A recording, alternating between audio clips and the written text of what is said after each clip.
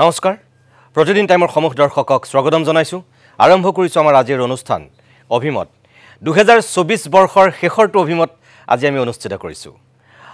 সাউতে বছৰটো শেষ খবৰ হি হল আৰু মাত্ৰ মাজত দুটামান মুহূৰ্ত আমি 25ক আদৰণি জনাম আৰু এনেকুৱা সময়ত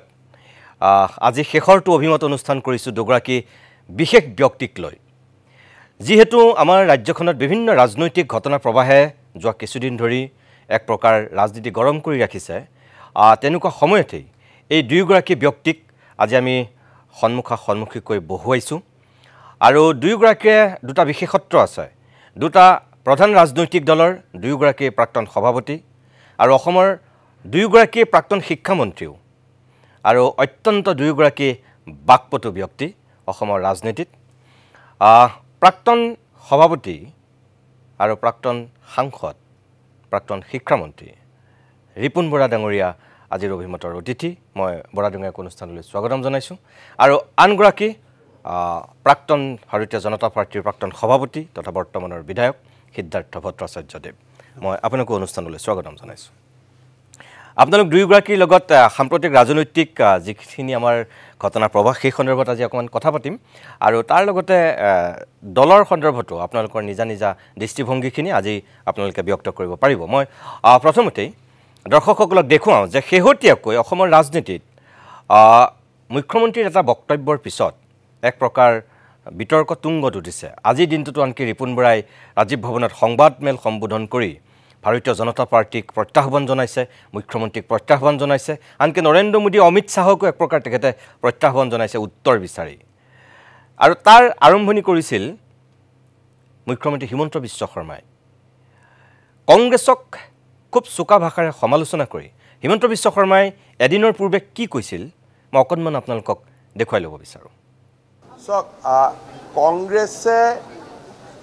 একচুৱেলি কংগ্ৰেছৰ লাজ বুলি একো নাই ই এটা কংগ্ৰেছ এনেকুৱা এটা দল যাৰ শৰীৰত লাজ শব্দটোৱে শোভা নাপায় যিটো কংগ্ৰেছ দলে জৰুৰী অৱস্থা আনিলে যিটো কংগ্ৰেছ দলে সংবিধানক নিলম্বিত কৰি ৰাখিছিল যিটো কংগ্ৰেছ দলে গণতন্ত্ৰক ভৰিৰে মোহাৰি হত্যা কৰিছিল সেই কংগ্ৰেছ দলে সংবিধানক লৈ সমদল কৰাটোৱে এইটোৱে বুজায় যে কংগ্ৰেছ আৰু কংগ্ৰেছীয়ে লাজৰ প্ৰতিভাষা কি বা লাজ বুলিলেনো কি বুজায় তাক নুবুজায় আৰু তেওঁলোকক নিলজ্জ বুলি ক'লেও অত্যুক্তি কৰা নহ'ব মুখ্যমন্ত্ৰীৰ এনেধৰণৰ বক্তব্যৰ পিছতেই এটা দিনৰ পিছতে আজি এগৰাকী ৰিপুন বৰাই এক প্ৰকাৰ উভতি ধৰিছে যিসকলে আজি সংবাদমেল দেখা নাছিল ৰিপুন বৰাইনো কি কৈছিল মই অকণমান দেখুৱাই লৈছোঁ মই কোৱা নাই আমি কোৱা নাই কংগ্ৰেছে কোৱা নাই আজিৰ মুখ্যমন্ত্ৰীয়ে কৈছে হিমন্ত বিশ্ব শৰ্মাই তেওঁ যেতিয়া কংগ্ৰেছত আছিল কি বুলি কৈছিল যে গুজৰাটত পানীৰ পাইপেদি পানী নাযায় অসমত পানী যায় তাত কি যায় মুছলমানৰ তেজ যায় আৰু আজি আমি বিজেপিক প্ৰশ্ন কৰিব খুজিছোঁ নৰেন্দ্ৰ মোদী জেপি নাড্ডা আপোনালোকে উত্তৰ দিয়ক যে আপোনালোকৰ দলক এনেধৰণে চৰম অপমানিত কৰা ব্যক্তিজনক আপোনালোকে বৰপীৰা দি আদৰি নিয়াটো আপোনালোকৰ লজ্জাহীনতাৰ পৰিচয় নে লজ্জা থকাৰ পৰিচয় তুমি কোনখন মুখেৰে ক'লা তোমাৰ লজ্জা কলৈ গ'ল এতিয়া তুমি কোনখন মুখেৰে ক'লা যে মই 21ৰ পিছত মই আৰু অসমৰ ৰাজনীতি নকৰোঁ তে আজি তুমি এই তাৰ পৰিৱৰ্তে তুমি কি কৰিলা সৰ্বানন্দ সোণোৱালক পিছফালৰ পৰা 21ত তুমি লেং মাৰি ডেগাৰ মাৰি তেওঁৰ ঠাইত তুমি মুখ্যমন্ত্ৰী হৈছা তেতিয়াহ'লে যদি হেৰুৱাবলৈ একো নাই পাবলৈ একো নাই আজি তুমি কিয় মুখ্যমন্ত্ৰী হৈ আছা কিয় তুমি গাদী খামুচ মাৰি ধৰি আছা কিয় তুমি ক্ষমতাৰ ৰাগীত কিয় গুৰু গোসাঁই একো নমনা হৈছা আপোনাৰ লজ্জা আছেনে নাই এতিয়া আপোনাৰ দলৰ লজ্জা আছেনে নাই এনেকৈয়ে ৰিপুণ বৰা ডাঙৰীয়া আজি সৰব হৈছিল আৰু আজিৰ এই দিনটোতেই আমি তেখেতকো অতিথি কৰিছোঁ যিহেতু প্ৰিয় দৰ্শক মই কৈছোঁ যে ৰাজনৈতিক নেতাৰ মাজত বাকযুদ্ধ হ'বই আক্ৰমণ প্ৰত্যাক্ৰমণ হ'বই এয়া স্বাভাৱিক আৰম্ভণিৰ পৰাই একেবাৰে ২৪ৰ শেষৰ সময়ছোৱালৈকে অসমৰ ৰাজনীতিত বিভিন্ন ধৰণৰ বাকযুদ্ধ হ'ল বাক বিতণ্ডা হ'ল আৰু কিছুমান আমি পৰিৱেশ পৰিস্থিতিৰ মুখামুখি হ'লোঁ দেখিলোঁ আমি মই ৰিপুণ বৰা ডাঙৰীয়া মই আপোনাৰ কাষলৈ আহিছোঁ এতিয়া চাওঁতে ২৪ আমাৰ মাজৰ পৰা এতিয়া যাবহি হ'ল ২৫ চনটো হিমন্ত বিশ্ব শৰ্মাই সেইদিনাখন কৈছেই যে অত্যন্ত প্ৰত্যাহ্বানমূলক হ'ব চৰকাৰৰ কাৰণে বা অসমৰ ৰাজনীতিৰ কাৰণে তেখেতে আৰু এটা কথা কৈছিল যে কংগ্ৰেছত এতিয়া নেতাৰ প্ৰতিযোগিতা চলিছে কোন ডাঙৰ নেতা হ'ব আৰু সেইকাৰণে কংগ্ৰেছে মানুহক পণবন্দী কৰি হ'লেও কিছুমান কাম কাজ কৰিছে আৰু সেইখিনি কথা ক'বলৈ গৈ তেখেতে এই আম্বেদকাৰৰ প্ৰসংগত এই কথাখিনি কৈছিল যিখিনি আজি আপুনি প্ৰত্যুত্তৰ দিলে কংগ্ৰেছক চূড়ান্ত নিলজ্জ বুলি তেখেতে অভিহিত কৰিছিল আপুনি আজি প্ৰত্যুত্তৰ দিলে সামগ্ৰিকভাৱে মই আপোনাক যদি সোধোঁ যে অসমৰ ৰাজনীতি ঠিকে আছেনে ঠিক গতিত গৈ আছেনে প্ৰথমতে সিদ্ধাৰ্থ ভট্টাচাৰ্য মই তেখেতক কওঁ তেখেতো বিজেপিৰ সভাপতি আছিলে আৰু তেখেতেই হিমন্ত বিশ্বক জইন কৰাইছে একদম আমাৰ কংগ্ৰেছত আছিলে সেইটোতো এটা দলৰ দায়িত্ব এজন যিমান পাৰে মানুহ আনিব লাগে বা পটেঞ্চিয়েল মানুহ পাৰ্টিলৈ আনিব লাগে সভাপতিৰ দায়িত্ব তেখেতেই ইনিচিয়েটিভ লৈ হিমন্ত বিশ্ব সেইখিনি সময়ত কংগ্ৰেছত আছিল আমি একেলগে আছিলোঁ আৰু সিদ্ধাৰ্থ ভট্টাচাৰ্যই তেওঁক ইনিচিয়েটিভ লৈ গোটেই হাইকমাণ্ডৰ লগত কথা বতৰা পাতি তেওঁক জইন কৰাইছিলে আজি কি নহওক তেখেতো সভাপতি আছিলে কিন্তু তেখেতে আজি নিজে হয়তো এইটো স্বীকাৰ কৰিব যে সেইটো দিনত তেখেতৰ দিনত যে গণতন্ত্ৰৰ বা আমাৰ ৰাজনৈতিক দলবিলাকৰ যিটো ধৰণৰ মানে আমাৰ ষ্টেণ্ডাৰ্ড বা যিটো ধৰণৰ মানসিকতা বিৰোধী দলৰ প্ৰতি গণতন্ত্ৰত যিটো ধৰণৰ এটা সন্মান তেতিয়া আমি কংগ্ৰেছৰ চৰকাৰত আছিলোঁ আমি তৰুণ গগৈ ডাঙৰ তেতিয়া আমি বিজেপি আমাৰ বিৰোধী দল আছিলে কিন্তু আমি কোনোদিন বিজেপিক আমি তেওঁলোকৰ নীতি পলিচিৰ ওপৰত আমি কৈছিলোঁ কিন্তু কোনোদিন পাৰ্চনেলি বা কোনো ধৰণৰ এনেকুৱা অশালীন আৰু যিবিলাক মানে বিলো ষ্টেণ্ডাৰ্ড কথা আমি কোনোদিন বাক্যমান আমি বিজেপিৰ প্ৰতি কৰা নাছিলোঁ আৰু মোৰ মনত আছে সিদ্ধাৰ্থ ভট্টাচাৰ্য সভাপতি থাকোঁতেও তেওঁ কিন্তু কোনোদিন যেতিয়া আমি বিৰোধীত আছিলোঁ তেওঁ কিন্তু কোনোদিন তেনেকুৱা ধৰণৰ কথা কোৱা নাছিল আচ্ছা যি নহওক এতিয়া কিন্তু আমাৰ ডক্টৰ হিমন্ত বিশ্ব শৰ্মা অহাৰ পিছত নো ডাউট তেওঁ এজন ডক্টৰেট ডিগ্ৰী লৈছে যেতিয়া যথেষ্ট কোৱালিফাইড মানুহ কিন্তু তেওঁ এই ৰাজনীতিত যি ধৰণৰ মানদণ্ড বা বিৰোধী চৰকাৰত থকা নথকাটো এইটো এটা ক্ষণস্থায়ী কথা এইটোতো আৰু থাকিবই আজি এটা দল কালি এটা দল সেইটো লৈ কথা নহয় কিন্তু যিটো পৰম্পৰা যিটো মৰ্যাদা যিটো গৰিমা সেই বস্তুটো কিন্তু যথেষ্ট স্খলন ঘটিছে মানে হিমন্ত বিশ্ব শৰ্মাৰ দিনত তেওঁ মূল্যবোধৰ যিটো ৰাজনীতি সন্মানৰ যিটো ৰাজনীতি সেইটো কিন্তু তেওঁ নাই কৰা তেওঁ প্ৰতিশোধৰ ৰাজনীতি কৰিছে আৰু অহংকাৰৰ ৰাজনীতি কৰিছে এইটো হৈছে এটা মানে মই শেহতীয়া ধাৰা মই সিদ্ধাৰ্থ ভট্টাচাৰ্য ডাঙৰীয়া মই আপোনাৰ কাষলৈ আহিছোঁ যতদূৰ সম্ভৱ চাগে আপোনালোক দুয়োগৰাকী প্ৰথমবাৰৰ কাৰণে অসমৰ এটা টেলিভিশ্যন চেনেলত এনেকৈ মুখামুখি হৈছে চাগে অকলে দুজন প্ৰাক্তন শিক্ষামন্ত্ৰী দুগৰাকী প্ৰাক্তন সভাপতি হিচাপে আৰু অত্যন্ত দুয়োগৰাকী ভদ্ৰ ব্যক্তি ৰাজনীতিত শালীনতা ৰক্ষা কৰি আপোনালোকে কথা কোৱা মানুহ ৰিপুণ বৰা ডাঙৰীয়া আপোনাৰ সন্মুখতেই কথাটো কৈছে সেইটো আমিও মন কৰোঁ যে তেখেতৰ এটা দীঘলীয়া চাকৰি জীৱনৰ অভিজ্ঞতা আছিল তাৰপিছত তেখেত ৰাজনীতিলৈ আহিছিল আপুনি অধিবক্তা আছিল আপোনাৰ স্বয়ং দেউতাৰ এটা অসমৰ সমাজ জীৱনত ৰাজনীতিত সুকীয়া পৰিচয় আছিল গৌৰী শংকৰ ভট্টাচাৰ্যৰ আপুনি পুতেক হিচাপে আৰু তাৰপিছত আপুনি এতিয়া এজন বিধায়ক আপুনিও প্ৰাক্তন শিক্ষামন্ত্ৰী তেখেতো প্ৰাক্তন শিক্ষামন্ত্ৰী আজি অকণমান বেলেগ ধৰণে আপোনাক মই সঁচাকৈ সুধিছোঁ যে ৰাজনীতিটো আপুনি আপোনাৰ দেউতাৰ দিনত দেখিছে আপোনাৰ দিনতো দেখিছে আপুনি নিজে মন্ত্ৰী আছিল এতিয়া ঠিক গতিত গৈ আছেনে বাৰু এতিয়া প্ৰথমে মই কওঁ সকলোৰে নিজৰ নিজৰ নিজস্ব বাকভংগী থাকে কোনে কেনেকৈ কি কথা কয় কেনেকৈ কয় সেইটো তেওঁৰ নিজৰ ব্যক্তিত্বৰ ওপৰত নিৰ্ভৰ কৰে তেওঁলোকে সেই হিচাপে কথা কয় ৰিপুণ বৰা ডাঙৰীয়া যথেষ্ট জ্যেষ্ঠ ব্যক্তি সভাপতিও আছে বা এখেতলত মই আগতে অইন টিভি চেনেলত বহিছোঁ আপোনাৰ ইয়াতো বহিছোঁ মই তেতিয়া আৰু মানুহ আছিলে মুখামুখিকৈ হয় তেখেতে নিজস্বভাৱে এটা কথা কয় অন্য ব্যক্তিসকলেও তেখেতসকলৰ নিজৰ কেনেকৈ তেওঁলোকে কথা বতৰা পাতে সেইটো কয় ৰাজনীতিত এটা হৈছে সেইটো হৈছে এফেক্টিভ মানে আপুনি কি ক'ব বিচাৰিছে বা কেনেকৈ আপুনি আপোনাৰ বিৰোধী পক্ষক এফেক্টিভলি এটেক কৰাটো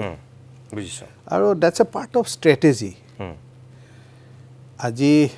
আপোনালোকেও সাংবাদিকসকলেও এই আমাৰ পলিটিচিয়ানবিলাকক চেনেলত আনি পেলাই ইটো সিটোৰ লগত যুঁজ কিয় লগাই দিয়ে কিয়নো আপোনালোকৰ TRP থাকে আৰু আমিবিলাকেও যুঁজ কিয় কৰোঁ কিয়নো আমাকো TRP লাগে আমিও ভাবোঁ যে আমি যদি এনেকৈ কথাটো কওঁ তেতিয়াহ'লে জনসাধাৰণে যথেষ্ট আগ্ৰহৰ সৈতে চাব কিয়নো আজি আপুনি দেখিছে যে ইণ্টাৰনেটৰ যুগত আৰু মোবাইলত নিউজ চোৱাৰ পিছত মানুহে 1 ছেকেণ্ডৰ ভিতৰতে ফ্লিপ কৰে গতিকে মানুহৰ এটেনশ্যন গ্ৰেব কৰি ৰাখিবলৈ আপুনি জানে যে ইউটিউবতে হওক বা ৰিলছবিলাক যে বনায় এইবিলাকত মানুহ এজনক 10 ছেকেণ্ড ৰাখিলেহে মনিটাইজেশ্যন কৰিব পাৰি গতিকে এই 10টা ছেকেণ্ড কিবাকৈ মানুহজনক এটা মানে ভিউত ৰখাৰ ব্যৱস্থা সেইটোতো কৰে সকলোৱে সেইটো কৰিবই গতিকে মই ভাবোঁ যে সকলোৱে নিজৰ ব্যক্তিত্ব বা তেখেতসকলৰ যিটো বাকভংগী বাকভংগীৰে কথা বতৰা পাতে it's part and parcel of political life আপুনি মানে সাধাৰণভাৱে লয় এটা অসাধাৰণভাৱে ল'বলগীয়া কি কথা আছে অসাধাৰণভাৱে ল'বলগীয়া কি কথা আছে আমাৰ গুৱাহাটীতে উজান বজাৰৰ যিখিনি মানুহ আছে তেওঁলোকে ডেকা ল'ৰাবিলাকে তেওঁলোকে এটা নিজস্বভাৱে কথা পাতে যিখিনি এটা এটা নিজস্বতা আছে তেওঁলোকৰ মাজতে কথা বতৰা আপুনিও জানে আপুনি বহুত দিন গুৱাহাটীত থাকিলে ঠিক তেনেকৈ ধৰি লওক হেদায়তপুৰৰ যিখিনি মানুহ তেওঁলোকৰ এটা কথা বতৰা এটা মানে কথা কোৱাৰ ষ্টাইল এটা আছে গতিকে সকলোৱে নিজৰ নিজৰ কথা বতৰাবিলাক তেওঁৰ নিজস্বতাৰে সৈতে প্ৰকাশ কৰে তেখেতে প্ৰকাশ কৰিব খুজিছে এফেক্টিভলি মানুহক কৈছে বা মানুহৰ মাজত তেওঁ যিটো ক'ব বিচাৰিছে সেই কথাটো মানুহৰ মাজলৈ লৈ যাবৰ বাবে তেখেতে সেইটো ভাষা ব্যৱহাৰ কৰিছে এইটো তেখেতৰ ওপৰত নিৰ্ভৰ কৰে আৰু মই এতিয়া আপোনালোক দুজনক এইটোহে সুধিব বিচাৰিছোঁ যে আপুনি এইমাত্ৰ যে ক'লে যে আপোনালোকৰো TRP লাগে আমাকো TRP লাগে একদম সঁচা কথা সেইটো হয় কিন্তু কেতিয়াবা আমি সেই TRPৰ লগতে আৰু কিছু আমি গম নোপোৱাকৈ আমি সমাজলৈ বাৰ্তা দিওঁ এতিয়া ধৰি লওক আপুনি বিজেপিৰ আজি আপোনাৰ যিসকল সমষ্টিৰ মানুহ এই মানুহখিনিক বাদ দিওঁ অসমৰ লাখ লাখ বিজেপিৰ মানুহে আজি আপুনি কি ক'ব ইয়াত এইটো কিন্তু মন কৰিব চাব একেধৰণে ৰিপুন বৰা ডাঙৰীয়াই গোটেই কংগ্ৰেছ দলটোৰ প্ৰতিনিধিত্ব কৰিছে আজি গোটেই কংগ্ৰেছৰ মানুহখিনি অকল তেখেতৰ গহপুৰ সমষ্টিৰ মানুহে নহয় যে তেখেতৰ গোটেই অসমৰ কংগ্ৰেছৰ মানুহখিনিয়ে চাব যে আমাৰ প্ৰাক্তন সাংসদগৰাকীয়ে বা প্ৰাক্তন সভাপতিগৰাকীয়ে আজি কেনেকৈ কথাখিনি ক'ব মোৰ কথাটো এইটোহে যে হয় আজি পাৱাৰ পলিটিক্স তুংগত মানে ৰাজনীতি কৰিলে সকলোকে ক্ষমতা লাগিব যেটো ৰিপুন বৰা ডাঙৰীয়াই কৈছে কিন্তু ক্ষমতাৰ নামত অকল ক্ষমতা বা অকল ৰাজনীতি কৰা মানে অকল পাৱাৰ কেন্দ্ৰিক যেটো মানসিকতা তাৰ কাৰণে সৰ্বস্ব নীতি আদৰ্শ বুলি একো নাথাকিব বা মই আজি কোৱা কথা এটা কাইলৈ ৰাজনীতিত যে হঠাৎ সলনি হৈ যায় বা এইটো আমি মানুহক ভোট আদায়ৰ কাৰণেহে কৈছিলোঁ এইটোতো নহয় সম্ভৱ মানে তেনেকুৱা এটা দিন এতিয়া তেনেই সুলভ হৈ গ'ল নেকি তাৰমানে ৰিপুন বৰা ডাঙৰীয়া যে যেটো আগতেতো সেইটো নাছিল ধৰক মই উদাহৰণ এটা কৈছোঁ আপোনালোক দুগৰাকী মোতকৈ বহুত বিজ্ঞ মানুহ অটল বিহাৰী বাজপেয়ী ডাঙৰীয়া 13 দিনীয়া চৰকাৰ আৰু 13 মাহৰ চৰকাৰ প্ৰথম দুটা কাৰ্যকাল তেওঁ এটা মাত্ৰ ভোটৰ কাৰণে তেওঁ প্ৰধানমন্ত্ৰীৰ পদ ত্যাগ কৰিছিল কিন্তু বিজেপিত আমি ভাষণ শুনা ওচৰৰ পৰা তেনেকুৱা মানুহ আছিল নহয় সৌখিদিনাখনলৈকে আপুনিতো মোতকৈ বেছি ভালকৈ জানিব আপুনি দিল্লীত থকা মানুহ সেই বিজেপিয়ে এতিয়া কেনেকৈ চৰকাৰ কৰিছে একেধৰণে আপোনালোকে আজি বিজেপিক সমালোচনা কৰিছে সংবিধান অৱমাননা কৰা বুলি কয় কিন্তু সঁচাকৈ ৰিপুন বৰা ডাঙৰীয়া কংগ্ৰেছৰ দিনতো কম অৱমাননা কৰা হোৱা নাছিল সংবিধানখনক য'ত আপোনালোকে জৰুৰীকালীন যেটো কথা হিমন্ত বিশ্ব শৰ্মাই কৈছে এইটোতো একেবাৰে মিছা কথা নহয় দিয়কচোন আম্বেদকাৰক আপোনালোকেই নিৰ্বাচনত হৰুৱাইছিল সেই সময়ত তাৰপিছত এতিয়া জৰুৰীকালীন অৱস্থা ইন্দিৰা গান্ধীৰ দিনত জাপি দিয়া হৈছিল সেয়াওতো কম চূড়ান্ত অপমান নাছিল সংবিধানৰ কাৰণে মানে তাৰ পিছতো আপোনালোকে বিজেপিক গালি পাৰিছে বা বিজেপিও এতিয়া নীতি আৰু আদৰ্শৰ কথা কৈ আছে য'ত বিধায়ক এমপি কিনি পেলাই গোটেই খাস্তাং কৰি দিছে ক'ত অটল বিহাৰী বাজপেয়ীৰ সেই দৃষ্টিভংগী সংসদত কোৱা কথা বতৰাৰ যি ষ্টাইল যি শৈলী এতিয়াৰ অমিত শ্বাহতে আম্বেদকাৰ আম্বেদকাৰ আম্বেদকাৰ আম্বেদকাৰ বুলি কৈ স্বয়ং সংবিধান প্ৰণেতাগৰাকীৰ প্ৰতি যিটো গৃহমন্ত্ৰীগৰাকীৰ যিটো দৃষ্টিভংগী এতিয়াৰ প্ৰজন্মৰ কাৰণে এইবোৰ কি আদৰ্শ তাৰমানে নাই আপুনি প্ৰশ্নটো ঠিকেই উত্থাপন কৰিছে মই খালি সিদ্ধাৰ্থ ভট্টাচাৰ্যৰ এটা কথাত মই জাষ্ট সংযোগ কৰিব খুজিছোঁ মোৰ দৃষ্টিভংগীটো টি আৰ পি নো ডাউট টি আৰ পি লাগে আপোনালোককো লাগে আমাক পলিটিচিয়ানকো লাগে চবকে লাগে কিন্তু মই এইটোত বিশ্বাস নকৰোঁ টি আৰ পি পোৱাৰ বিনিময়তেই যে আমি সকলোবিলাক মূল্যবোধ আমি বাদ দিম একদম বা আমাৰ ভৱিষ্যত প্ৰজন্মৰ কাৰণে আমি এটা বেলেগ কালচাৰ আমি দেখুৱাই থৈ যাম সেইটো কিন্তু আমি নিবিচাৰোঁ মই জাষ্ট এটা উদাহৰণ দিছোঁ তেখেতক আমি যেতিয়া ইউনিভাৰ্চিটিৰ ষ্টুডেণ্ট আছিলোঁ শৰৎ সিংহ যেতিয়া মুখ্যমন্ত্ৰী আছিল তেতিয়া বিৰোধী দল নাই এই 4জন নে 5জন মাত্ৰ বিৰোধী MLA তেখেতৰ দেউতাক আছিল আটাইতকৈ ফায়াৰ ব্ৰেণ্ড আপুনি কৈছে আমি নিজে বিধানসভাত দেখিছোঁ আৰু শুনিছোঁ নিজে দেখিছোঁ যে গৌৰীশংকৰ ভট্টাচাৰ্যই এছেম্বলি শৰৎ সিংহক এনেকুৱা ধৰণে আক্ৰমণ কৰে মানে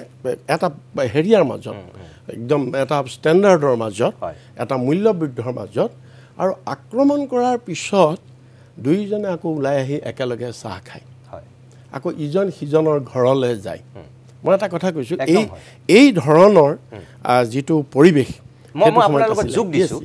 আপুনি কোৱাটোৰ লগত যোগ দিছোঁ সেইটোতো আপুনি কোৱাটো একদম সঁচা কথাই মইতো দেখা নাই আপোনালোকেতো দেখিছে কিন্তু মই পঢ়িবলৈ পাইছোঁ যে গৌৰীশংকৰ ভট্টাচাৰ্যলৈ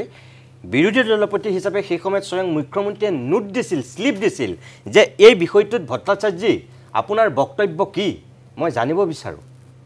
মানে স্বয়ং মুখ্যমন্ত্ৰী আসনৰ পৰা সিফালে তেখেতে থকা খৰকা কৰা সেইগৰাকী নেতালে এটা শ্লিপ দিছিল তেখেতে যে ভট্টাচাৰ্যজী ডাঙৰীয়া আপোনাৰ এই বিষয়টোত বক্তব্য কি সদনত আপুনি অকণমান কওক বা আপোনাৰ পৰা মই নিজে জানিব বিচাৰোঁ তাৰমানে এগৰাকী মুখ্যমন্ত্ৰীয়ে বিৰোধী দলৰ নেতাগৰাকীক সেই পৰ্যায়ত তেতিয়া সন্মান কৰিছিল মোতকৈ আপুনি বেছি ভালকৈ জানে মই জাষ্ট যোগ দিছোঁ আপোনাৰ কথা একজেক্টলি মই তাকেই কৈছোঁ যে এতিয়া ধৰক মই হিমন্ত বিশ্ব শৰ্মাৰ এইটো তেখেতে ঠিকেই কৈছে প্ৰত্যেকৰ নিজৰ এটা বাকভংগিমা আছে যেতিয়া 16 চনত যেতিয়া সোণোৱাল ডাঙৰীয়া মুখ্যমন্ত্ৰী হ'ল সেই 5 বছৰ তৰুণ গগৈ ডাঙৰীয়া যেতিয়া আপোনাৰ তেতিয়া তেওঁ আমাৰ বিধায়ক হৈ আছিলে তেতিয়া এইগৰাকী তৰুণ গগৈ হিমন্ত বিশ্ব শৰ্মাই কেনেকুৱাকৈ বিধানসভাত এই আপুনি এনেকৈ নক'ব কোন কি কাক কৈছে আপুনি তুমি বহক আপুনি মানে যি ধৰণৰ এটা মানে অভদ্ৰ আচৰণ কৰিছে সেইটোৱে মানে কিন্তু সেইটোৱে শোভা নাপায় সেইটোৱে হয়তো সেই মুহূৰ্তৰ কাৰণে তেওঁ কিবা এটা TRP পাব পাৰে কিন্তু সেইটোৱে গোটেই ৰাজনীতিৰ পৰম্পৰাটো বা শিষ্টাচাৰটো সেইটোৱে কিন্তু সাংঘাতিক ধৰণৰ কালিমা আনে এতিয়া প্ৰথম আপোনাৰ কথাটোলৈ ঘূৰি আহিছোঁ হয় যে কিছুমান কথা পৰিস্থিতিৰ লগত ৰাজনীতিটো আপুনি যেতিয়া কৰিছে এখন চৰকাৰ চলাইছে পৰিস্থিতিৰ সময়ত আপুনি কিছুমান সিদ্ধান্ত ল'ব লাগিব এতিয়া মই আজি এইটো কথা ক'লে বহুতে মোক বেলেগ ধৰণৰ সমালোচনা কৰিব আপুনি জৰুৰী অৱস্থাৰ কথা যিটো কৈছে হয় সেইখিনি সময়ত জৰুৰী অৱস্থা দিব লগা হ'ল মইতো কংগ্ৰেছ দল হিচাপে মই সমৰ্থন কৰিছোঁ সেইটো নহয় মই ৰিয়েলিটিটো কৈছোঁ সেইখিনি সময়ত ইন্দিৰা গান্ধীৰ কোনো বিকল্প নাছিলে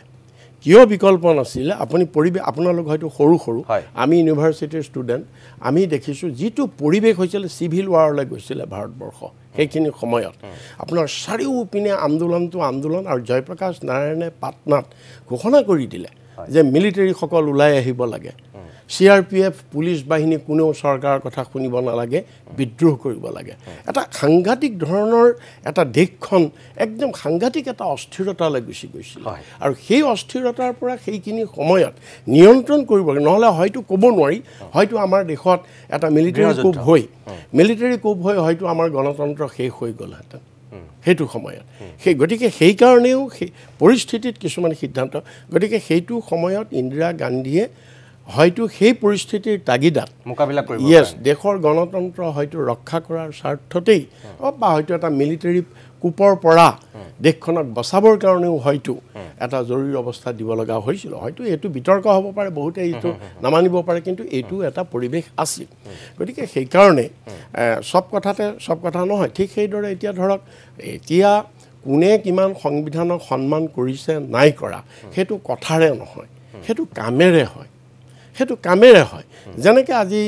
হিমন্ত বিশ্বই কৈছে বা বিজেপিৰ কোনোবা নেতাই কৈছে আমি সংবিধানক অপমান কৰিছোঁ আমাৰ সংবিধানক লৈ পেলা কথা কোৱাৰ কোনো অধিকাৰ নাই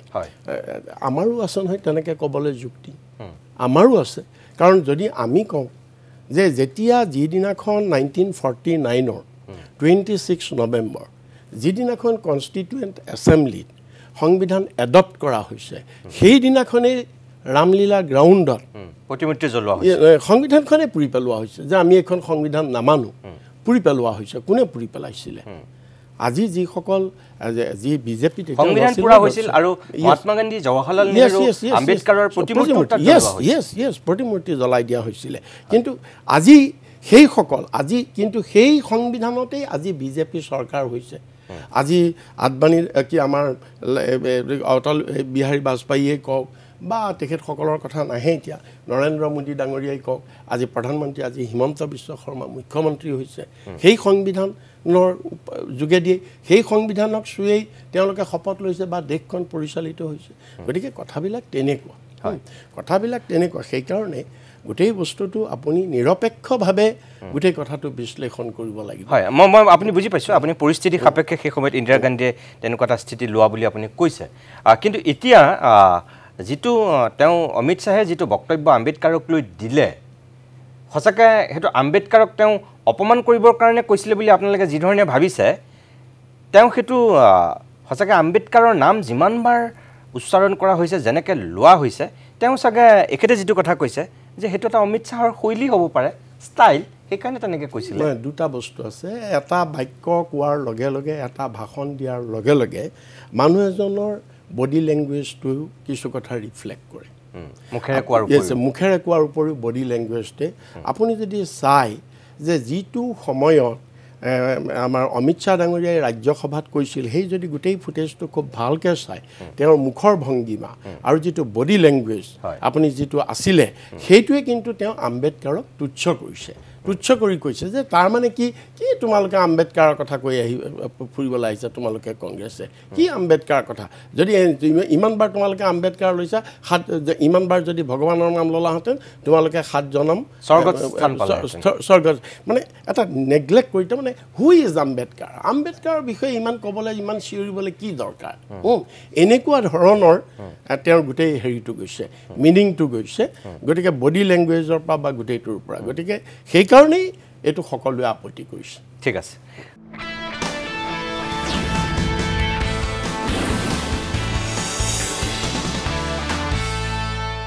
ইতিমধ্যে আপোনালোক অৱগত যে আজি দুগৰাকী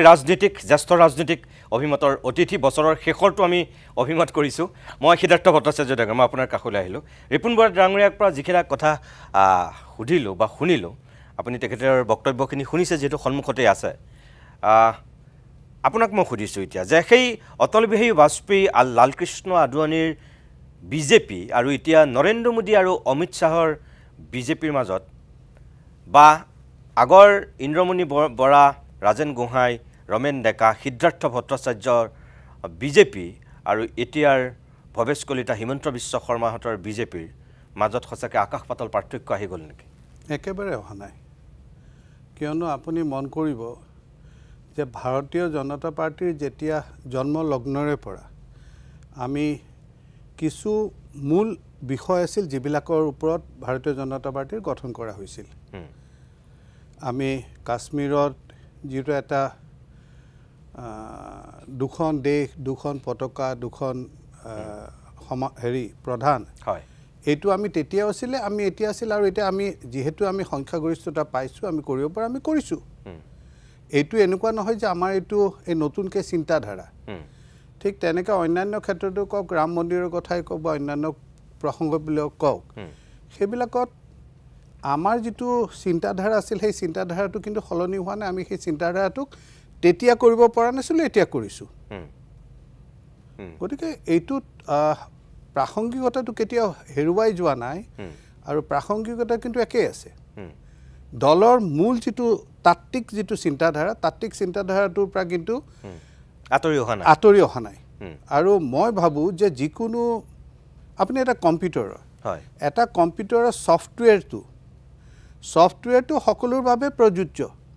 মোৰ লেপটপত আপোনাৰ সেই ছফ্টৱেৰটো থাকিলে মই সেইভাৱে কাম কৰিম আপোনাৰ ভাৱে থাকিলে আপুনিও কৰিব কেনেকৈ কৰিব সেইটো নিৰ্ভৰ কৰে ব্যক্তিত্বৰ ওপৰত গতিকে সেই হিচাপে সকলোৰে ব্যক্তিত্ব নিজৰ নিজৰ এটা প্ৰকাশভংগী আছে তেখেতসকলৰ কাম কৰাৰ ষ্টাইল আছে পৰিস্থিতি আৰু সুযোগৰ কথা আছে 13 দিন আৰু 13 মাহ এই যিটো এটা পৰিস্থিতি আছিলে আৰু আজিৰ পৰিস্থিতিৰ মাজত যথেষ্ট পাৰ্থক্য আছে গতিকে আজি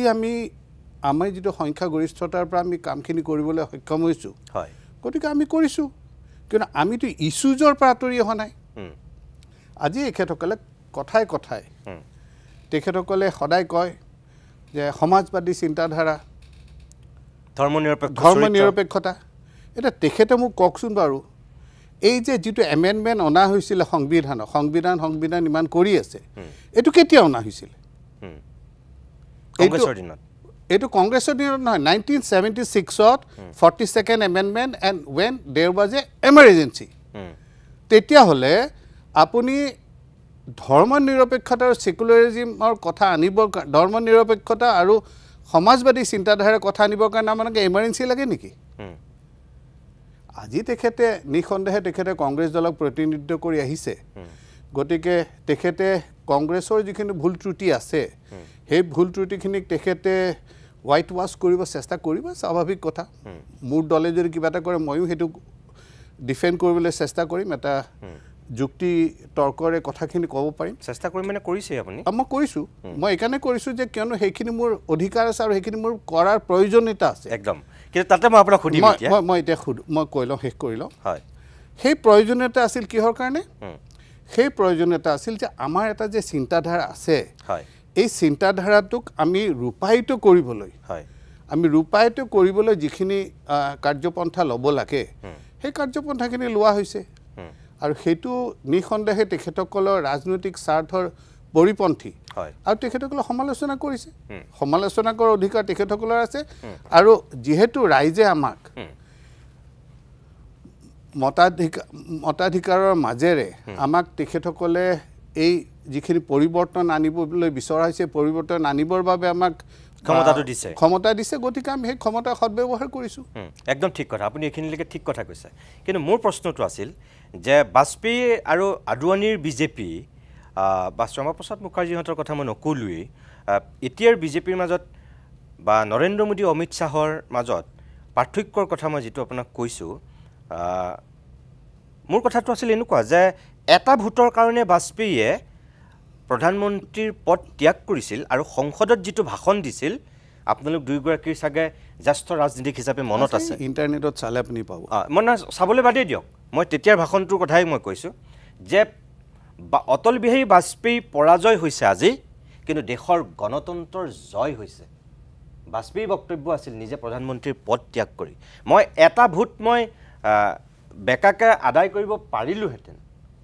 কিন্তু মই নকৰিলোঁ সেইটো আছিল তেতিয়াৰ প্ৰধানমন্ত্ৰী অটল বিহাৰী বাজপেয়ী সংসদত দিয়া বক্তব্যৰ কিয়দাংশ কিন্তু সেই একেই বিজেপিৰ একেই অমিত শ্বাহ বা একেই নৰেন্দ্ৰ মোদীৰ দিনত আজি আমি দেখিছোঁ যে কেনেকৈ বেলেগৰ চৰকাৰ ভাঙি টুকুৰা টুকুৰ কৰিছে কেনেকৈ তাত কোনোবা আমাৰ এতিয়া মণিপুৰৰ ক্ষেত্ৰতেই প্ৰথমবাৰ যেতিয়া চৰকাৰ কৰিছে তাত কংগ্ৰেছ সংখ্যাগৰিষ্ঠ বিজেপিয়ে বেকডৰা দি তাত চৰকাৰ কৰিছে মেঘালয়ত কৰিছে বা সেইদিনাখনলৈকে হয় ন মই এতিয়া আপোনাক সেইটো কথা কৈছোঁ যে বিজেপিয়েতো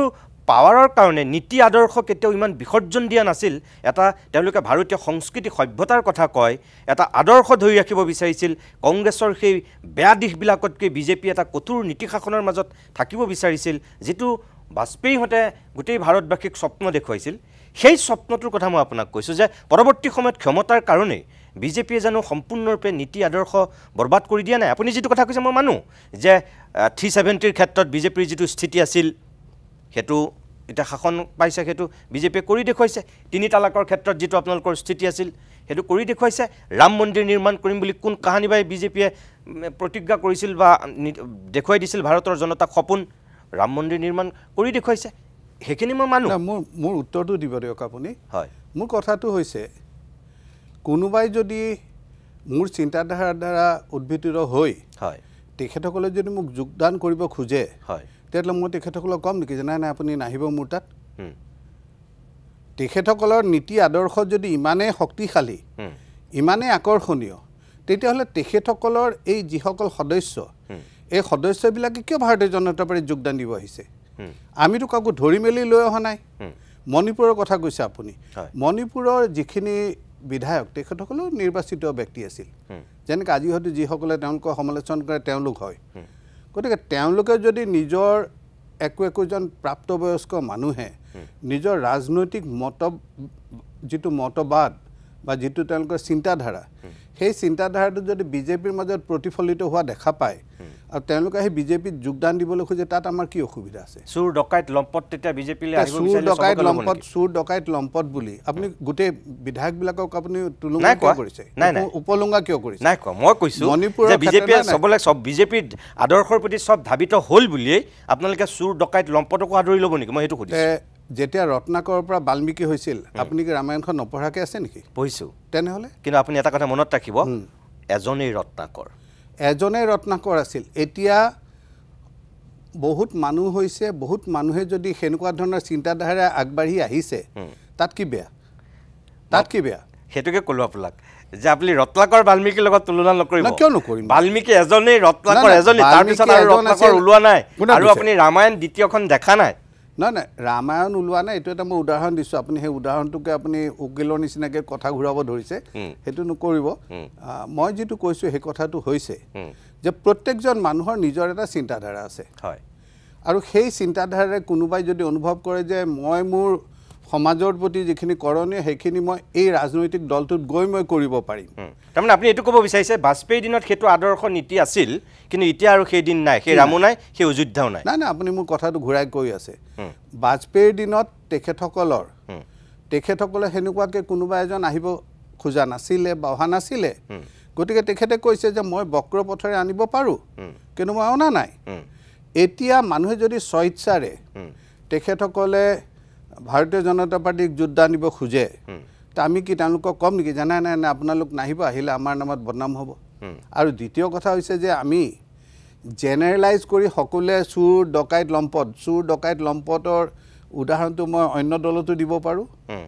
পাৰে একদম নিশ্চয় পাৰে এইটো আপুনি চুৰ ডকাইত লম্পটৰ কথা হয় এইটোতো আমি আপোনালোকো বাতৰি কৰি থাকে আমিও বাতৰি পঢ়ি থাকোঁ একদম গতিকে তাৰ উদাহৰণটো ময়ো বহুত দিব পাৰোঁ আপুনি ৰিপুণ বৰাৰ সন্মুখত আছে আপুনি কংগ্ৰেছৰ কথাই কৈছে মই বুজি পাইছোঁ কংগ্ৰেছৰ বুলি কিয় খালি কংগ্ৰেছ কিয় বেলেগবিলাকতো আছে কিন্তু এতিয়া ৰিপুণ বৰা ডাঙৰীয়া আছে কংগ্ৰেছতো তেনেকুৱা মানুহ আছে তেতিয়াহ'লে গতিকে সেই কথাটো কিন্তু কংগ্ৰেছতকৈ বিজেপি বেলেগ বুলি প্ৰতিপন্ন কৰিব বিচৰা হৈছিল ন এতিয়াও আমি বেলেগ হিচাপে আছোঁ আজিও আমি ভাৰতীয় জনতা পাৰ্টিত আপুনি যদি চাই ভাৰতীয় জনতা পাৰ্টিৰ মূল যিটো কাঠামো মূল কাঠামোটো যিটো মানে মেইন ষ্ট্ৰাকচাৰ সেই ষ্ট্ৰাকচাৰটো কিন্তু এতিয়াও সলনি হোৱা নাই এখেতসকলে কৈ থাকে আপোনালোকক যে আধুনিক ৱাশ্বিং মেচিন এতিয়া ভাৰতীয় জনতা পাৰ্টি ভাৰতৰ ৰাজনীতিত হোৱাটছ ৰং ইন ডেট আপোনালোক ৱাশ্বিং মেচিন হয় নহয় মই কৈছোঁ যদি তেওঁলোকে কোৱা কথাটো হয়ো তেতিয়াহ'লে কি বেয়া আমি যদি কলিমা লগা মানুহখিনিক চাফা কৰি ল'ব পাৰোঁ তেতিয়াহ'লে তাত কি একদম ভুল আছে সমাজখনত তেতিয়াহ'লে ভাল মানুহ চাফা মানুহ সংখ্যা বাঢ়িব তেখেতসকলে সেইটো কি নিবিচাৰে নেকি সমাজখনত ভাল মানুহ বঢ়াটো সমাজখনত নিকা মানুহ আমি যদি তেওঁলোকক এটা পৰিৱৰ্তন আনিবলৈ সক্ষম হওঁ সেই পৰিৱৰ্তন হোৱাটো আপোনালোকে নিবিচাৰে নেকি তেওঁলোকে সেই বেয়া মানুহ ৱাশ্বিং মেচিনত আগতে কিন্তু মেচিনটোৰ কেপাচিটি বোলা এটা বস্তু থাকে যদি তাত অকল বেয়াই ধুয়ে থাকিবলগীয়া হয় মেচিনটো বেয়া হৈ যাবগৈ নাই ৱাশ্বিং মেচিন মানুহে কিনে কিহৰ কাৰণে লেতেৰা কাপোৰ চাফা কৰিবলৈহে যদি আপুনি আমাক ৱাশ্বিং মেচিনৰ পৰিভাষা দিয়ে আমাৰ দায়িত্ব কি চাফা কাপোৰ লেতেৰা কৰিব নে লেতেৰা কাপোৰ চাফা কৰিবলৈ যদি আমাক আপুনি মানে সেই হিচাপে আপুনি উপমাটো জানিছে আপুনি মোটামুটি স্বীকাৰ কৰিছে যে বিজেপি ৱাশ্বিং মেচিন আপুনি মোৰ মুখত কথা দি দিয়ে মই স্বীকাৰ কৰিম মই কৈছোঁ যে বিজেপি ৱাশ্বিং মেচিন বুলি আপোনালোকে কয় মই নকওঁ কংগ্ৰেছে কয় আপোনালোকেও কয় সংবাদ মাধ্যমত প্ৰায়ে শুনো মই এইটো যদি আপোনালোকে কয় ৰিজনিটো যদি আপুনি এটা ৱাশ্বিং মেচিনৰ দিছে হয় তেতিয়াহ'লে why will I not ask যে what is the purpose of buying a washing machine or owning a washing machine আৰু ৱাশ্বিং মেচিনে কি কৰে লেতেৰা যিখিনি মানুহ হৈছে যিখিনি what needs to be cleaned সেই মানুহখিনি ক্লিন কৰি চাফ চিকুণ কৰি পেলাই সেইখিনিক যদি আকৌ চাফা কৰি পেলাই ব্যৱহাৰযোগ্য কৰে তেতিয়াহ'লে সেইটো গ্ৰহণযোগ্য সেইটো আদৰণীয় নে সেইটো বেয়া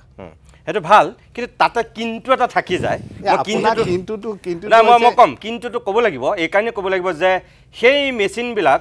CBI ED লগোৱাৰ পিছত অলপ বেলেগ এটা ৰূপ লৈ যায় তাৰ আগলৈকে বেলেগ হৈ থাকে তাৰপিছত বিজেপিৰ সেই মেচিনটোত সোমোৱাৰ পিছত অলপ বেলেগ এটা কালাৰ হৈ যায়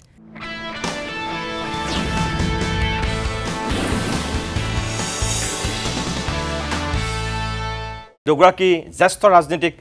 ৰিপুন বৰা ডাঙৰীয়া আৰু সিদ্ধাৰ্থ ভট্টাচাৰ্য আজিৰ অভিমতৰ অতিথি মই ভট্টাচাৰ্য ডাঙৰীয়া মই আপোনাক বিৰতিৰ পূৰ্বে যেটো প্ৰশ্ন কৰিছিলোঁ আপুনি উত্তৰটো দিম বুলি কৈছিলে বিৰতিৰ পিছত আপুনি কৈছিল যে ৱাশ্বিং মেচিন যদি আমি হয় তেনেহ'লে বেয়াবিলাক চাফা কৰিছোঁ আপত্তি কি মই তেতিয়া কৈছিলোঁ যে বিজেপিৰ বিৰুদ্ধে কংগ্ৰেছ বা আন বিৰোধী দলৰ যিটো অভিযোগ সাধাৰণতে যে তাত প্ৰথমতে সেই লেতেৰা মানুহবিলাক যিটো কায়দাত আপোনালোকে সিলেকশ্যন কৰে তাৰপিছত কিন্তু অলপ পৰিৱেশটো বেলেগ হৈ যায় প্ৰথমতে ধৰক ED CBI এইবিলাক লগোৱা যায় তাৰপিছত তেওঁলোকক সেই দলটোৰ পৰা আপোনালোকৰ দললৈ অনা যায় অনাৰ পিছত ঠিক কৰা যায় তেনেকুৱা ভাৰতবৰ্ষত দেধাৰ উদাহৰণ আছে ৰিপুন বৰা ডাঙৰীয়া আছেই তেখেতসকলে বাৰে বাৰে সেইবিলাক অভিযোগে আপোনালোকৰ বিৰুদ্ধে উত্থাপন কৰি থাকে মই সেই কথাটো কৈছোঁ সেইটো কথা তেখেতসকলে উত্থাপন কৰে আৰু তেখেতসকলে এনেকুৱা ধৰণৰ প্ৰশ্ন উত্থাপন কৰাৰ লগে লগে এটা কিন্তু ডাঙৰ কথা আছে সেই কথাটো কোনো মন কৰা নাই বা কৰা উচিত সেইটো হৈছে ভাৰতবৰ্ষৰ ন্যায়িক যি ব্যৱস্থা এই ন্যায়িক ব্যৱস্থাক কিন্তু তেখেতসকলে উপলংঘা কৰাৰ লেখীয়া কথাটো হৈছে যিকোনো এজন ব্যক্তিৰ বিপক্ষে কোনোবা এটা এনেকুৱা অনুসন্ধানকাৰী সংস্থাই যদি কিবা পদক্ষেপ লয়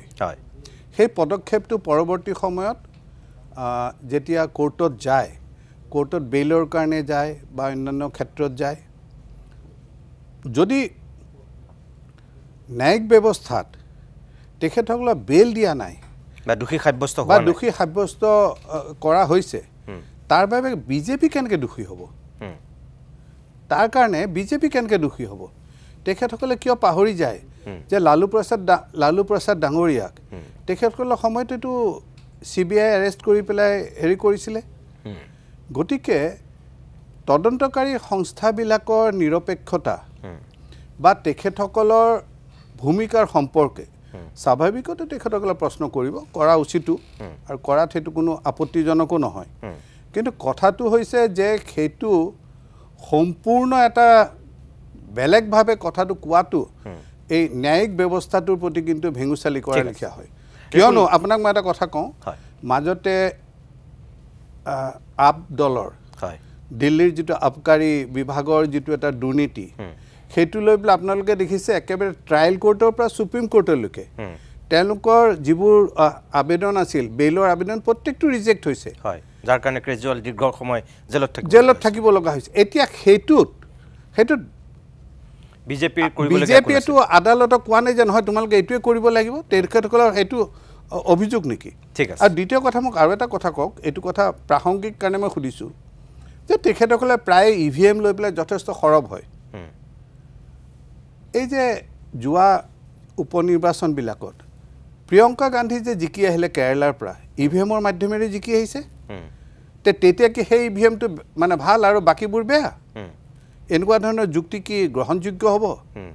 ৰিপুন বৰা ডাঙৰীয়া তেখেতে কেইবাটাও প্ৰশ্ন উত্থাপন কৰিছে নাই মোক মানে এতিয়া সময় লাগিব কাৰণ কেইবাটাও কথা একেলগে উত্তৰ দিব লগা হৈছে তে মই দিবই লাগিব উত্তৰ যে ফাৰ্ষ্ট কথাটো হৈছে যে যিটো তেখেতে কৈছে যে কোনোবা মানুহ যদি বিজেপিলৈ আহিব খুজিছে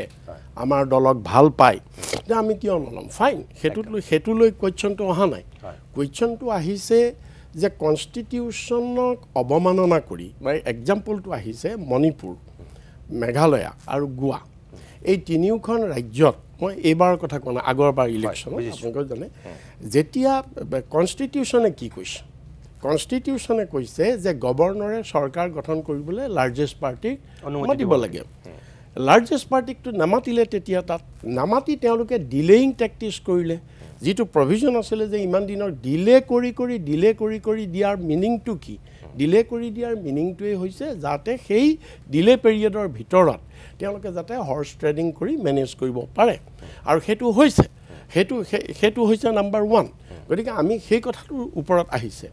এতিয়া দ্বিতীয় কথাটো আহিলে তেখেতে যিটো ৱাশ্বিং মেচিনৰ কথা কৈছে যে এতিয়া হয় আমি ন্যায়পালিকাক আমি ভেঙুচালি কৰা নাই বা ন্যায়পালিকাত কোনো হস্তক্ষেপ কাৰণ কোনো নোৱাৰে কৰিবলৈ এইটো মিছা কথা ল তেখেতেও উকিল আছিলে ময়ো উকিল আছিলোঁ এইটো মিছা কথা law will always take its own course কেতিয়াও নোৱাৰে মিছা কথা সেইটো এতিয়া প্ৰশ্নটো আহিছে ক'ত যে মই দুটামান এক্সাম্পল দিব খুজিছোঁ প্ৰথম এক্সাম্পলটো দিছোঁ অজিত পাৱাৰ অজিত পাৱাৰৰ বিৰুদ্ধে ৭০,০০০ কোটি টকাৰ স্কেম হয় আৰু এই স্কেমটো যেতিয়া তাত বিজেপি চৰকাৰ আছিলে সেই মানে মহাৰাষ্ট্ৰত বিজেপি চৰকাৰ থাকোঁতে তেতিয়া কেন্দ্ৰত বিজেপি চৰকাৰ তেওঁলোকে এইটোৰ এগেইনষ্টে ইডি আৰু ইনকাম টেক্স ইডি CBI সব লগালে আচ্ছা সব লগোৱাৰ পিছত কেছ কিন্তু কোৰ্টত যোৱা নাই এই কেছ কোৰ্টত যোৱা নাই এই কেছটো লগাইহে থৈছে আৰু এনকুৱাৰী চলি আছে এনকুৱাৰীত ইডিয়ে তেওঁৰ সব প্ৰপাৰ্টি এটাচ কৰিছে বহুতবিলাক প্ৰপাৰ্টি এটাচ কৰিছে এভৰিথিং কিন্তু তেওঁ যেতিয়া বিজেপিত জইন কৰি দিলে দিয়াৰ লগে লগে তেওঁৰ গোটেই এনকুৱাৰীবিলাক সব শ্ল' ডাউন হৈ গ'ল আৰু আৰু এইবাৰ তেওঁ ডেপুটি CM হোৱাৰ লগে লগে তেওঁৰ গোটেই কেছবিলাক ড্ৰপ কৰি দিলে কেছটো ড্ৰপ হৈছে এইটো অন ৰেকৰ্ড ময়ো কৈ আছোঁ মই জানিয়ে কৈ আছোঁ মানে ড্ৰপ হৈছে আপুনি গুগল কৰক এতিয়া ইয়াতে গুগল কৰক ওলাই যাব কথা কেবিনেটে ডিচিশ্যন লৈ উইথড্ৰ কৰিছে কেছটো হৈছে আচ্ছা যি নহয় বিধানসভাত ইডিৰ কেছ কেতিয়াও উইথড্ৰ কৰাব নোৱাৰে নহয় এইটো গভৰ্ণমেণ্টে উইথ এক্সিকিউটিভ এইটো কেনেকৈ পাৰিব এইটো চেণ্ট্ৰেল গভৰ্ণমেণ্টৰ এজেঞ্চি যি নহয় এতিয়া কথাটো হৈছে কি গোটেই বস্তুটো যদি আপুনি চাই তেতিয়াহ'লে টাৰ্গেট কাক কৰিছে কৰাপশ্যনটো কাক টাৰ্গেট কৰিছে অকল বিৰোধী দলবিলাককহে কৰিছে আৰু আপুনি দেখিছে যে এতিয়া ধৰক যিমানবিলাক আছে নাৰায়ণ ৰাণে মহাৰাষ্ট্ৰৰ তেওঁৰ কিমান কৰাপশ্যন আল্টিমেটলি তেওঁৰ সব কৰাপশ্যন শেষ হ'ল তেওঁ বিজেপিত জইন কৰাৰ লগে লগে মই বাৰু ইয়াদৰুপাৰ কথা বাৰু মই নকওঁ তেওঁ বিজেপিতে আছিলে মই তেওঁৰ কথা নকওঁ আচ্ছা তাৰপিছত আপুনি আহক এতিয়া আপুনি এতিয়া এই ৰাইজে কিন্তু এইটো বস্তু চাই আছে যেনেকৈ এতিয়া হেমন্ত সোৰেন আপুনি ঠিক ইলেকশ্যনৰ আগমুহূৰ্তত মানে মই মিছ ইউজ যে কৰিছে মই সেই কথাটো কৈছোঁ যে উদ্দেশ্যটো কি আছিলে উদ্দেশ্যটো আছিলে তেওঁক এৰেষ্ট কৰি লৈ জেলত ৰাখিব আৰু তেওঁৰ JMM পাৰ্টিটো ভাঙি যাব বহুত মানুহ তাৰ পৰা চম্পাই সোৰেনকটো আনিলে বহুত মানুহ লৈ আনিব আল্টিমেটলি বিজেপিয়ে ইলেকশ্যন সুইপ কৰিব that was the game plan that was the modus operandi কিন্তু আল্টিমেটলি সেইটো বুমেৰাং হ'ল আপুনি সেইটো দেখিছে গতিকে এতিয়া কথাটো হৈছে কি অসমত মই এতিয়া নকওঁ বুলি যে ইয়াতে কিমান ৰেকৰ্ড আছে অসমত কি হৈছিলে অসমত বিজেপিৰ পাৰ্লিমেণ্টাৰী পাৰ্টি ৰেকৰ্ড আছে মোৰ হাতত ভেংকায়া নাইডুৱে প্ৰেছ কনফাৰেন্স কৰি সেইখিনি সময়ত প্ৰথমবাৰ তেওঁলোকে বিজেপিৰ পাৰ্লিমেণ্টাৰী পাৰ্টিত এইটো ৰিজলিউশ্যন হৈছে যে ইণ্ডিয়াৰ ভিতৰত আটাইতকৈ কৰাপ্ট মিনিষ্টাৰ হৈছে অসমৰ Himanta Biswa Sarma that was on record আৰু আলুৱালিয়া ইয়াত কৈ গৈছে যে আমাৰ চৰকাৰ আহি আছে আৰু আহি পোৱাৰ পিছতেই আমি সব ফাইল হিমন্ত বিশ্বৰ আমি খুলিম আৰু সি জেলত যাব লাগিব অল ৰাইট তেওঁ বিজেপিত গৈছে আমাৰ ক'বলৈ একো নাই মই আমি এটা উদাহৰণ দিছোঁ খালী কথাটো গতিকে তাৰপিছত আপুনি কি হ'ল নিজে দেখিছে তেওঁ বিজেপিলৈ গ'ল আৰু যোৱাৰ লগে লগে তেওঁৰ সব গোটেইবিলাক ক্ল'জটো হৈ গ'ল তাৰ আগত CBI লাগি গ'ল ক্ল'জ হৈ গ'ল এতিয়া মই ক'ব খুজিছোঁ যে বিজেপিৰ পাৰ্লিমেণ্টাৰী পাৰ্টিৰ নিচিনা এটা পাৰ্টিয়ে মই আজি ক'ব খুজিছোঁ এতিয়া তেখেতে যে কৈছে ৱাশ্বিং মেচিন মই কৈছোঁ প্ৰধানমন্ত্ৰী যিজন ব্যক্তিয়ে সেইখিনি সময়ত নৰেন্দ্ৰ মোদী প্ৰধানমন্ত্ৰী যিজন ব্যক্তিয়ে কৈছে যে নৰেন্দ্ৰ মোদীক এদিন ৰিক্সাৱালা ঠেলাৱালাই চৰিয়াব অন ৰেকৰ্ড আছে অন ৰেকৰ্ড আছে যে এইটো তেওঁক চৰিয়াব বুলি কৈছে আচ্ছা সেইজন মানুহক যি মুহূৰ্তত তেওঁ বিজেপিত জইন কৰি দিলে তেওঁ সব ভাল হৈ গ'ল গতিকে এইবিলাকতো আমি এনেই কোৱা নাই আমি এলিগেশ্যনবিলাক আমি এনেই এলিগেশ্যনৰ খাতিৰত আমি অনা নাই আমি ফেকচুৱেলি আমি আনিছোঁ এইখিনি ইনষ্টেঞ্চ আছে এইখিনি কোনো নুই কৰিব নোৱাৰে গতিকে সেইকাৰণে ভিডিঅ' দেখাইছে কেইবাটাও মই ভিডিঅ' মুছলমানৰ তেজ বয় গুজৰাটৰ সেইটোতো আছেই না সেইটোতো আছেই আপুনি দিব মই শেষ কৰি লৈছোঁ গতিকে সেইকাৰণে আমি কথাটো সেইটোতে এতিয়া ধৰক আজি যদি ৰেকৰ্ড চাই আপুনি যদি গোটেই ৰেকৰ্ড চাই মই মাজতে এখন প্ৰেছ কনফাৰেঞ্চ কৰি এইটো কৈছিলোঁ যে ডিউৰিং কংগ্ৰেছ গভৰ্ণমেণ্ট আৰু ডিউৰিং UPA গভৰ্ণমেণ্ট আৰু ডিউৰিং BJP গভৰ্ণমেণ্ট আমি 10 বছৰ তুলনা কৰিছিলোঁ UPA বনাম NDA ইয়েছ NDA 10 বছৰ আমি 21 লৈকে 10 বছৰ আছিল আমি সেইটো তুলনা কৰিছোঁ আৰু তেতিয়া ED আৰু CBI মিছইউজ কিমান হৈছিলে 90% মিছইউজ হৈছে NDA ৰিজাইমত আপোনাৰ মই ক'লোঁ কংগ্ৰেছ ৰিজাইমত 164টা কেছ হৈছে ED আৰু CBI case against politician mainly opposition 164 আৰু এই 10 বছৰত বিজেপিৰ NDAৰ দিনত কিমান হৈছে 901টা হৈছে সৰু ডাঙৰ বিভিন্ন মানে অপজিশ্যন মানে বিভিন্ন অপজিশ্যন ED and CBI তাৰ ভিতৰত ডাঙৰবিলাক হাইলাইট হৈছে সৰুবিলাক হাইলাইট হোৱা নাই কিয় মানে সামান্য কাৰ্যকৰ্তাৰ বিৰুদ্ধেও হৈছে গতিকে মই সেইটোৱে কৈছোঁ আৰু তাৰপিছত ৰেকৰ্ড আমি চাওঁ যদি তাৰ বহুত মানুহে বাধ্যত পৰি বিজেপিত জইন কৰিব লগা ঠিক আছে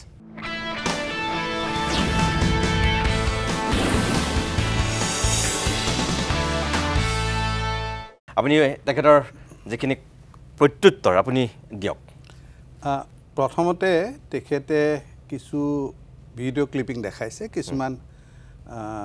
বাক্য বা কিছুমান কথা বতৰা দেখুৱাইছে যিবিলাক তেখেতে কৈছে যে তেতিয়া হেনেকুৱা ধৰণৰ ব্যৱহাৰ হৈছিলে তা মই তেখেতৰ প্ৰশ্ন সুধিব খোজো যে সেই যেতিয়া সেইবোৰ কথা কোৱা হৈছিল সেইভাবে কোৱা হৈছিল তেতিয়া আজি তেখেতসকলে যিমান সৰবতা দেখাইছে তেতিয়া কংগ্ৰেছৰ চৰকাৰ আছিলে তেখেতসকলে সেইখিনি সময়ত কোনজন নেতাই এই কথাখিনি কোৱা উচিত নহয় এইখিনি কথা এনেকৈ ক'ব নালাগে বুলি প্ৰতিবাদ কৰিছিল সেই ভিডিঅ'টো মোক দেখাওক কক যে নহয় এনেকৈ যিখিনি কথা কোৱা হ'ল এই কথাখিনি সমীচীন হোৱা নাই এইখিনি আমাৰ কংগ্ৰেছৰ শালীনতা মই শালীনতাটো ইন ব্ৰেকেটত কৈছোঁ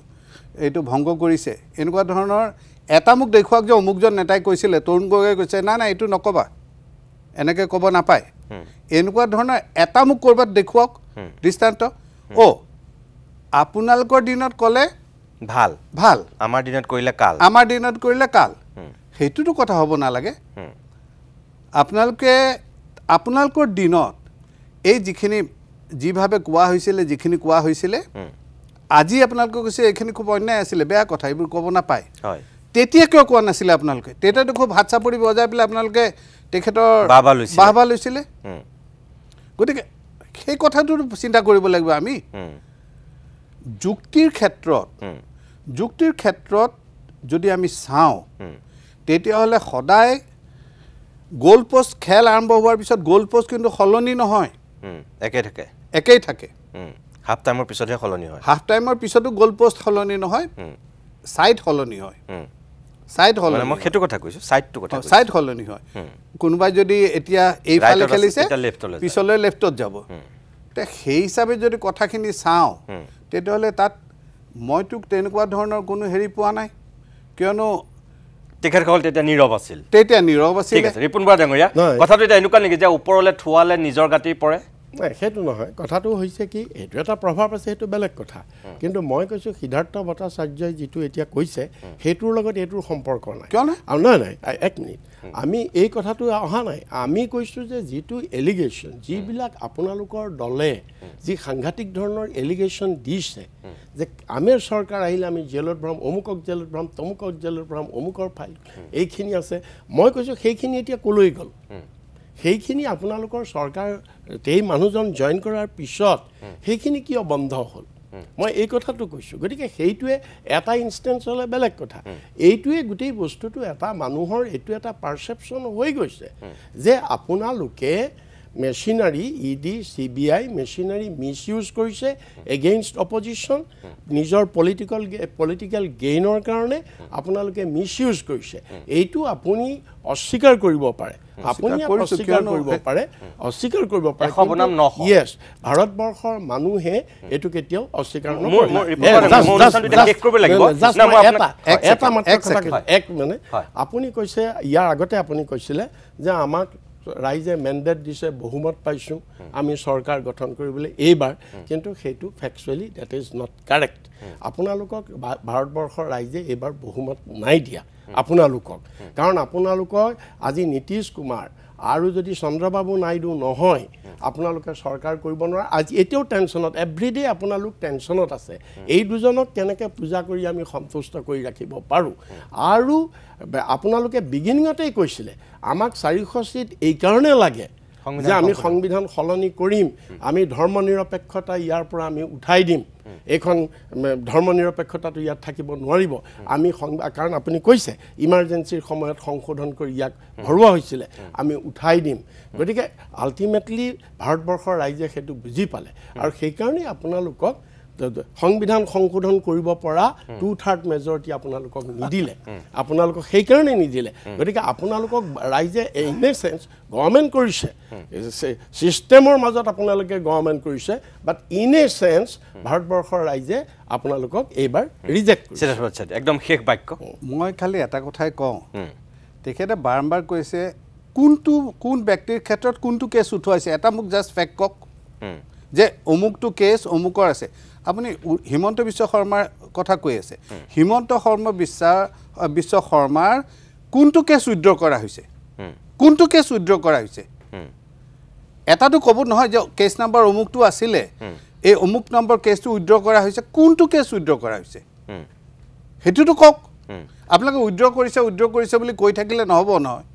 আপোনালোকে যদি ইমান আপোনাৰ গভীৰতালৈ গৈছে আপোনালোকে ডেফিনেটলি জানে যে অমুক নম্বৰ কেছটো তেখেতক অভিযুক্ত কৰা হৈছিল এতিয়া তেখেতৰ এগেইনষ্টে উইথড্ৰ কৰা হ'ল আপোনালোকে কিবিলাক কৈছে আপোনালোকে কৈছে সেইটো শ্ল' প্ৰচেছত গৈছে আৰু শ্ল' প্ৰচেছত যোৱা এইবিলাক কথা সেইটো চৰকাৰে সিদ্ধান্ত নলয় সেইটো ন্যায়িক ব্যৱস্থাৰ মাজেৰে হয় গতিকে কোনটো কেছ উইথড্ৰ কৰা হৈছে মোক অইন নালাগে হিমন্ত বিশ্ব শৰ্মাৰ এগেইনষ্টে কোনটো কেছ ইডিয়ে উইথড্ৰ কৰিছে নাই ইয়াত কেছ উইথড্ৰ কৰা নাই যদি কেছ চলা নাই কিয় ন্যায়িক ব্যৱস্থাত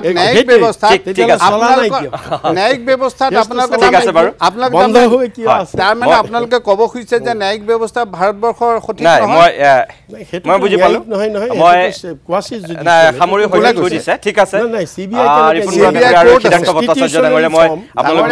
শেষত ধন্যবাদ জনাইছোঁ আমাৰ সময় শেষ হৈ গৈছে যিহেতু দুজন বাকপটু ৰাজনীতিক স্বাভাৱিকতে বাকযুদ্ধ হ'ব আৰু মই বেছি সময় দিব নোৱাৰিলোঁ দুখিত তাৰ কাৰণে বছৰৰ শেষৰটো অভিমত বুলি মই কৈছোঁ আপোনালোকক দুগৰাকী জ্যেষ্ঠ ৰাজনীতিক কংগ্ৰেছ আৰু বিজেপিৰ নীতি আদৰ্শৰ সন্দৰ্ভত বিশেষকৈ অসমৰ শেহতীয়া কিছু ৰাজনৈতিক ঘটনা প্ৰবাহৰ সন্দৰ্ভত দেশৰ ৰাজনীতিৰ সন্দৰ্ভত আমি অকণমান দুয়োগৰাকীৰ লগত কথা পাতিলোঁ আজিৰ ৰাজনীতিত নীতি আদৰ্শৰ গুৰুত্ব কিমান বা তাহানি দিনৰ পৰিৱেশ এতিয়াৰ পৰিৱেশ অটল বিহাৰী বাজপেয়ীহঁতৰ দিনৰ পৰিৱেশ এতিয়া মোদী অমিত শ্বাহৰ দিনৰ পৰিৱেশ বা তেতিয়াৰ বিমলা প্ৰসাদ চলিহা বা শৰৎ সিংহ বা গৌৰীশংকৰ ভট্টাচাৰ্যহঁতৰ দিনৰ পৰিৱেশ খগেন বৰবৰুৱাহঁতৰ দিনৰ পৰিৱেশ আৰু এতিয়াৰ হিমন্ত বিশ্ব শৰ্মাহঁতৰ সৰ্বানন্দ সোণোৱালহঁতৰ দিনৰ পৰিৱেশৰ লগত কিছু কথা তেখেতে ক'লে আপোনালোকে বাকী বিচাৰ আপোনালোকে কৰিব মই একো নকওঁ কংগ্ৰেছ আৰু বিজেপিয়ে কোনে সংবিধান অৱমাননা কৰিছে কোনে ভৰিৰে মোহাৰিছে যিবিলাক আমাৰ স্তম্ভ সেই স্তম্ভবিলাকক কোনে খহাইছে আপোনালোকে চাই আছে দেখি আছে শুনি আছে মোৰ ইয়াত ক'বলগীয়া আৰু বিশেষ নাই আজিৰ অভিমত ইমানতে সামৰিছোঁ নমস্কাৰ